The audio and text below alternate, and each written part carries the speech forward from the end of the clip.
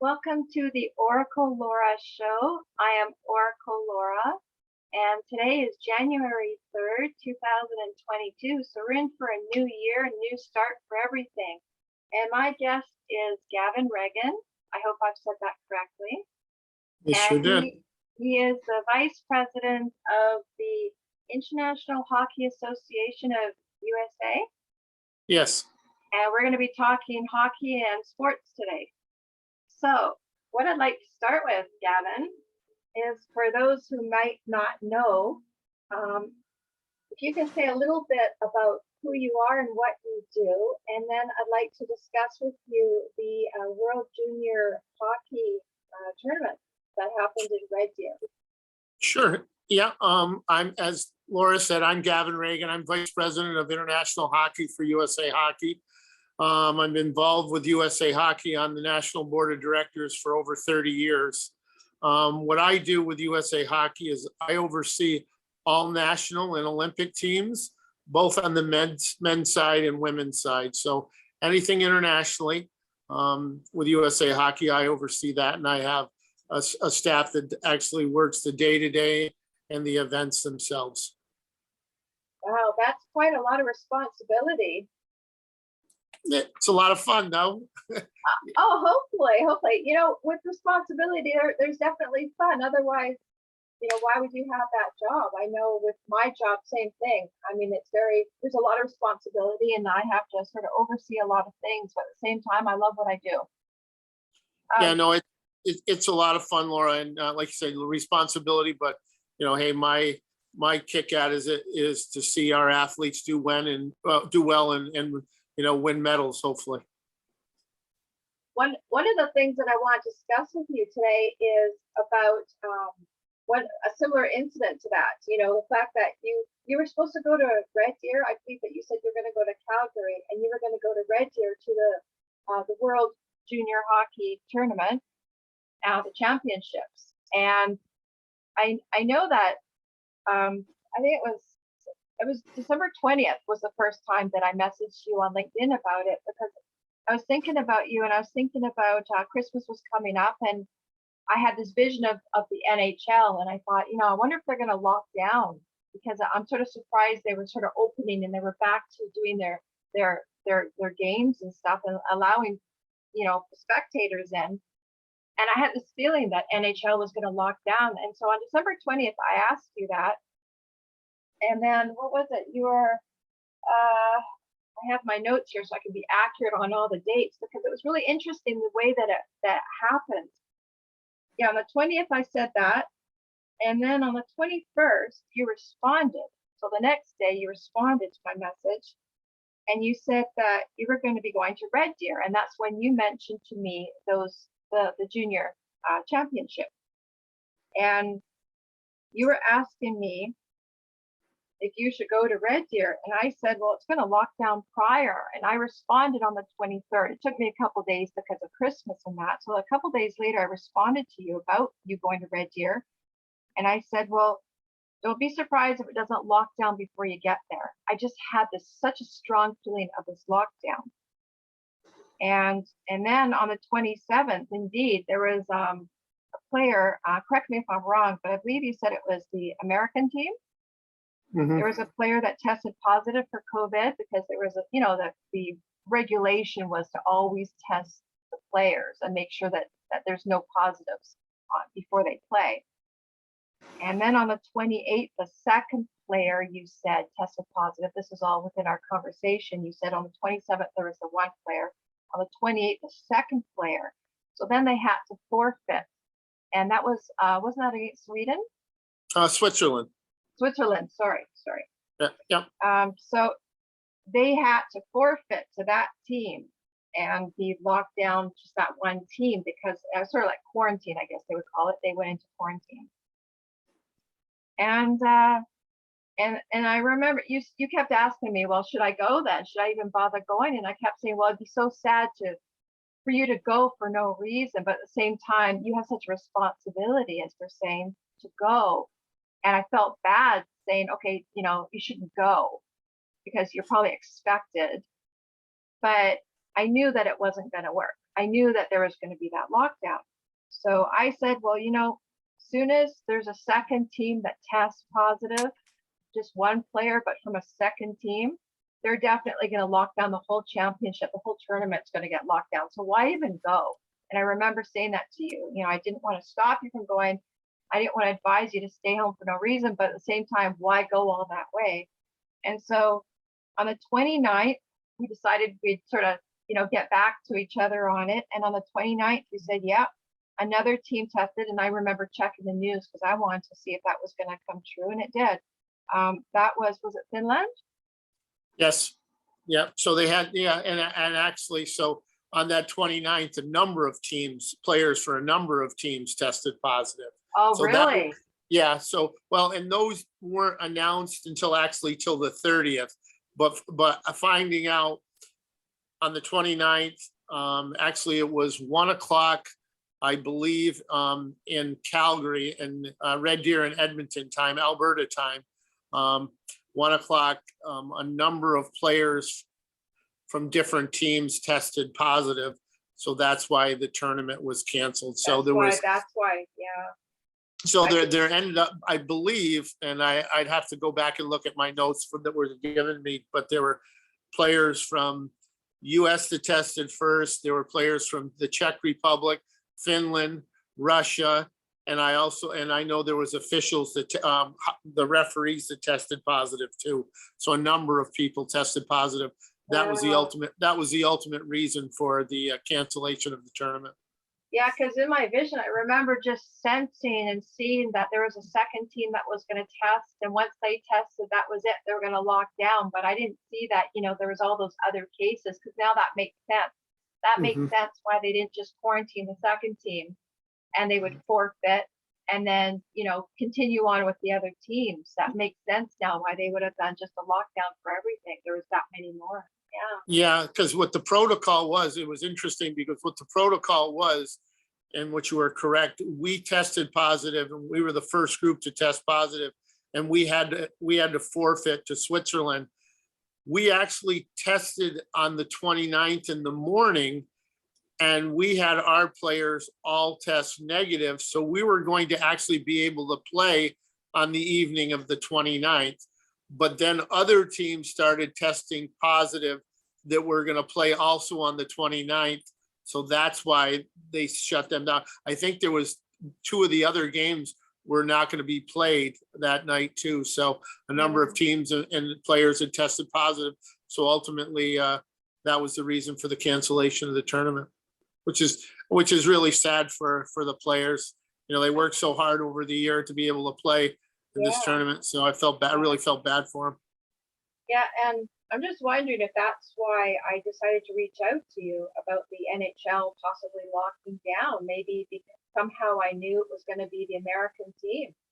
Yeah, well, and obviously around the same time frame, the NHL decided not to have the NHL players go to the Olympics in Beijing around the same time, because so the NHL with their NHL Players Association and the owners struck up an agreement to let NHL players go to the Winter Olympics in Beijing, and they were set to go, but they've had to cancel so many games in the last few weeks because of COVID in the NHL that they've decided not to go because they're having to reschedule and make up those games.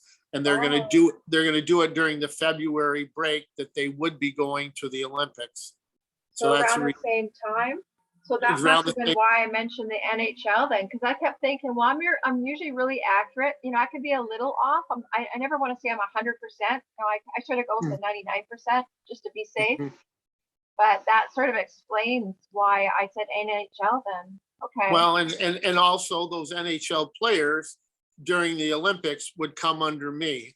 So that's probably why you saw that. Yeah, that would be my guess. So it makes sense. Yep. So how is this? Obviously, it's pretty obvious how this is affecting everybody, but there's so many people into sports, and you got to keep going, and that's why they reopened. They wanted to sort of, everyone, like you said, that they've been training so hard, and they wanted to get back at it. But how is overall, would you say, this pandemic really affected the sporting industry? Oh, I mean, obviously, it's from an economic standpoint, it's really huge. If you look at the NHL teams, take Toronto, for example, right now, they're not having spectators in the stands, and they played just the other night without any spectators at all. So just from that standpoint of not having people in the seats, and the revenue from the tickets from over 20,000 people per game, it's a huge economic, there's huge economic factors. Plus, it's also, there's huge implications of from one day to the next. You're really not sure who's going to test positive and be in quarantine, whether you're going to play, whether you're going to have, enough players, or whether you might be bringing players up from the minor leagues to be able to fill out your roster. Why So, don't yeah. why don't they just use me? You know?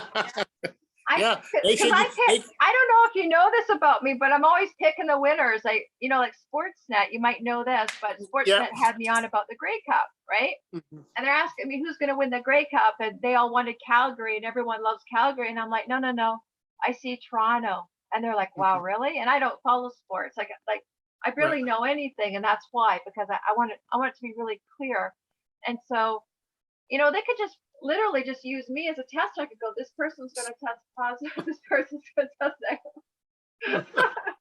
negative. Hey, They need an accurate testing. Come on. They need a backup system. Yeah, that's for darn sure. And you probably be more accurate some of the tests that have been given. So, but that's hey, what I'm thinking. that's a different story for a different day for the scientists. But no, I know it's just a tough thing for players, staffs, organizations, just not in all sports right now, of not knowing. It's just the unknown of whether you're going to play or not be able to play. Well, you just touched on something really important right there, though. I don't know if you noticed it, but you were saying, well, that's another topic for another day, but it isn't. Yeah. Because haven't I had 2 dreams about you? Yeah. And in one, they both seem to relate to what's going on right now. And in one, we were in a science lab. Mm-hmm. And I want to talk about that because I'm noticing something really important. The first one was June the 3rd, 2019. That's the first dream I had. And you're in it. We're in a science lab, and it's about Christmas, even though it takes place in June. Mm-hmm. And it's all about me being like this, Buddha-like thing, this almost like a Buddha floating. I remember I was like in a yoga position, and I'm floating in space in front of this in this lab. And the whole thing was about hockey, you, and Christmas. So I'm sort of thinking, well, that's kind of interesting, noticing what's going on now and what I predicted. Because if I put it with the other dream of you, that one occurred the next year in 2020, but it was on December 25th. Mm-hmm. I had that dream on Christmas, and I was wearing, it was about Scotiabank, and I buy a hockey team that Scotiabank owns, and I thought it was really interesting because I recently bought this just I don't know, it's a few weeks ago, or maybe a month or so ago, and I thought that's an interesting coincidence again, and it was about a travel agency. And so if you sort of like, what I like to do is I like to put together everything as a puzzle. I never try to force anything to fit. When I use my psychic ability, everyone who knows me knows I'm psychic. But I never purposely try to make it fit and work. I like to instead let the pieces fall into place on their own and never assume or guess. And if you take together all of that, the science lab, Christmas, hockey, you, Scotiabank, travel, and very importantly, the last one that took place on December 25, 2020, was about Judgment Day. And we don't have to get all religious here, but if you think about it, this pandemic, a lot of people are starting to refer to it not necessarily as Judgment Day, but they're starting to talk about, you know, the end of times, the end of days. And I find that really unique, you know, that just happened to be in there in that dream. Yeah, I know I mean, hey, all the things that you're talking about, you know, the lab, you know, could be related to COVID. This all happens around, you know, this tournament is every year. Or the Starts, vaccine. yeah, this tournament every year starts on the 26th of December and goes to the first week of, you know, January. So it's always the Christmas time. I mean, and obviously it's hockey, that's for sure. So I didn't know that. I did not know that it always starts. Did you say December 26th is when it always yeah, starts? yeah, every year. So we're always at, and that's what's so tough for these kids this year. So we're usually at the venue probably about the 17th, 18th of December, and then we're there all the way through until the 4th or 5th of January. Because usually in a normal year, we'll play a couple exhibition games before the tournament starts. So we actually were supposed to play 2 exhibition games this year, but we only ended up playing 1 because of COVID. They want us to only play 1. So we had an exhibition game on the 23rd, and then the tournament itself starts on the 26th, everybody's first games. So, and that's every year for the last 20 some years since they've been having the tournament. So maybe that's why I had that dream on Christmas Day on 2020 then. Could very well be, because you got to remember last year too was a COVID year last year too. Yes. So we played in a bubble last year. It was supposed to be in Red Deer and Edmonton last year also, but we only played it in Edmonton, and it was a strict bubble, no fans, and actually the tournament went off last year without any issues. We were all in one hotel, no spectators, no people in the hotel. Well, this year it was somewhat looser, and we were in hotels and there were people in the hotel besides, plus they had spectators. Initially were 100% and then cut back to 50%. So, and we only played 1 game, and then we had to forfeit our second and never played after that. Well, getting back to what we were talking about, you know, how the COVID's affected the sporting industry, what would you say to fans right now? All those people who normally want to go to the games, and they're normally, you know, they're probably a little bit, well, disappointed, you know, especially with that championship, you know, going on lockdown. But even overall, like the NHL not being at the Olympics, what would you want to say to sports fans right now to sort of give them some pep talk? And well, I would, you know, I mean, I would say that, you know, hey, we're all hoping for better times, you know, and I would hope that, you know, I don't think too many people, well, maybe some did, but personally myself, I didn't think that we'd be still going through this almost two and a half years later. I know you did, but I didn't think as a layperson that we'd be going through this at this extent still. So it's obviously frustrating, and also, you know, you can get you down if you let it get it down. But just like any athlete, you have to dust yourself off and keep plugging and keep going forward, and keep looking on the positives that, hey, you know, hopefully things will get better. And, you know, from an athlete standpoint, you know, it's unfortunate so for the NHL, for example, it's unfortunate not to be able to play in front of fans because they want to play in front of fans. But ultimately, at least they're playing so people could watch them on TV. You know, at least it's much better than seeing on the TV the game's postponed and you're not being able to watch it all. That's so right. hopefully we can get this to a point where the athletes, you know, can go through this and be able to play, and then hopefully slowly but surely be able to introduce fans back into it as the number of cases go down. So, yeah. But it's a tough time right now. It's tough for everybody. I mean, players want to be playing in front of people, and fans want to go. Yeah, I know when I was watching the Stanley Cup, and it was, you know, just, I think it was the first pandemic of that era, and, you know, the first year. And I remember seeing we're watching it on TV, and they were showing that the stands were all empty, and you could just see the game, just the players. And it just seemed so odd, because not just being there yourself as a spectator is exciting, but even if you're watching just the TV, it's fun to see the cameras hit the spectators, and they're all like cheering, and they're all like waving their flags. And for not to see that was sort of disappointing, Yeah, I mean, and I was, and I totally agree with you. We had our men's world championship last May and during the pandemic. And I was, as a associated with the federation, the team, I was allowed to go and there was no spectators and I had to get tested every day.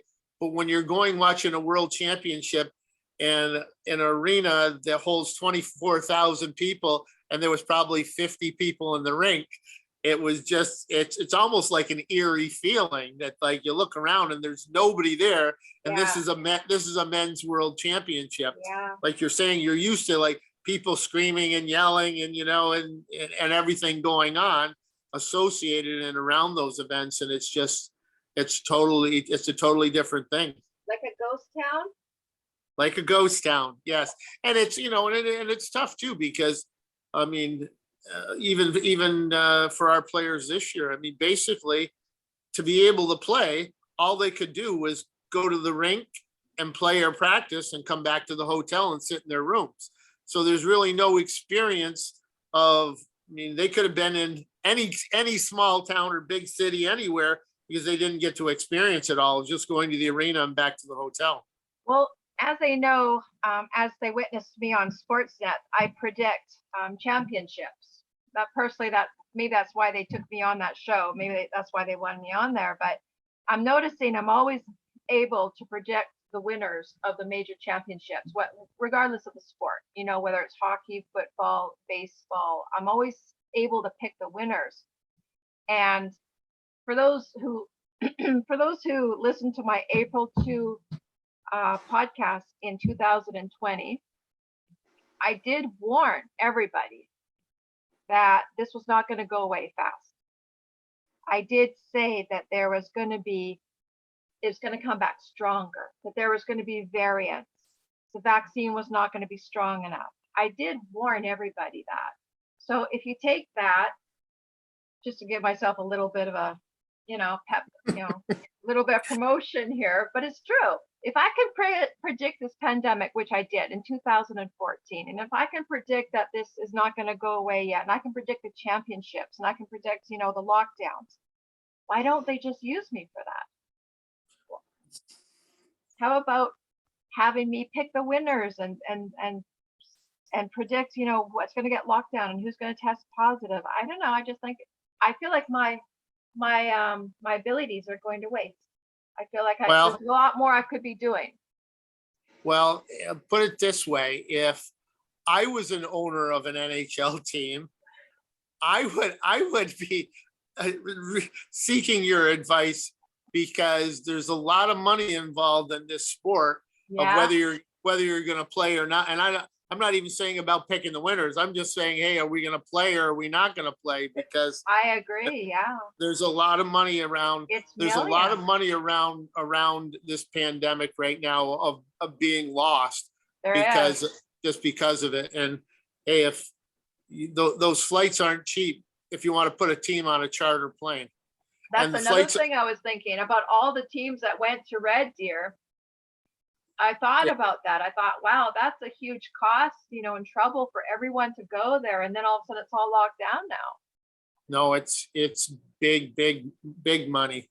I mean, it's a huge property and it's huge. There's a lot of money involved just to prepare your team and getting them there. I mean, when you're taking countries from all over the world, putting players and staff of over 40 some people and housing them basically someplace for would have been basically 3 to 4 weeks. It's a lot of money. I remember it was quite a few years ago now. I don't remember if it was like 2000 and maybe 2014, 13. Trying to remember the exact year, but it was before the Sedin twins. I can say that because I was dating this guy. He was a scorekeeper for the Giants, and he invited me to a game, and it was up in the rafters. So that was new for me. I'm way up there in the rafters looking down at, but it was good because I noticed I could call the plays easier because I sort of had like a bird's eye view of, I feel like I'm out in outer space. I'm looking down at the earth and I'm going, this is going to happen and this should be done this way. And he gave me this list of this paper he had. He goes, well, these are the hockey players that are in hockey camp right now, and they're trying to pick them. I don't know what the term is, but he was saying, they get picked for teams. Mm-hmm. And he had me look at the list. So all there is names. I don't know who these guys are. They're all new, young teenagers, and they're all being picked. And he goes, who do you think the Canucks should sign? And I'm looking at the names, and I notice there's two on here with the same name, and I say, these are brothers. And he goes, yeah. And I go, are they twins? And he goes, yeah. And I go, they gotta take these guys, these ones. And he goes, well, you know what? You're right, because those guys are really good players, and they're thinking of signing them. And I said, make sure. I was really, really firm on this. I said, make sure they sign them together. Never separate them. They will play better if they're together. And that was the Sedin twins. They did sign them, and the rest is history. And I thought, wow, that was super cool. I sort of knew that these guys were going to do awesome, and luckily they did keep them together. Right. And yeah, I'm just good at picking the winners. Yeah, and that to go along with that story, a friend of mine, Brian Burke, was the general manager for the Vancouver Canucks at the time. Brian and I are good friends, and he had to make trades to be able to sign them both. Really? Yeah, because you're picking the draft and you don't get to pick two at a time. So you had to trade someplace to be able to get them together, 3 and 4. Yeah. Yeah. Did you happen to know the guy, Mike Sharp, who died with his wife, Caroline? No, I did not. No. It was the West Vancouver Minor Hockey Association. He was a former captain, was it? They said, of that association. That was I thought it was an interesting coincidence. I'm checking the news before our show here, and I'm like, wow, I wonder if you knew him. But yeah. No, I did not. Yeah. But well, I would if I was an NHL owner, I would hire you. That's for sure. Thank you so much for that. I've got an interesting story I've got to say before we go here today, and then I'll let you give a few words to the fans. But I want to say this: there was an interesting thing that happened to me with Muay Thai. I always think it was a UFC fight, but it was actually Muay Thai. It was a big championship. They had it in East Vancouver, and I was dating this guy. He was really big. He was a Greek guy, and he was a manager of one of the fighters. So he invited me along, and he says, hey, do you mind videotaping it for me too? So he gives me his camera, and I'm like, sure, I don't mind. So I'm there. He's dealing with his fighter. His fighter sort of fights towards the end of the night. I'm watching all the other fights because I'm filming it for him. And then at the end of the night, his fighter goes on, and I guess he comes off for a water break or something, just for 2 seconds. He goes back in the ring to finish the fight because there was a moment where he stopped and he came off for a second, and I was able to talk to him, and I said, look, you're doing these 3 things wrong, this, and this.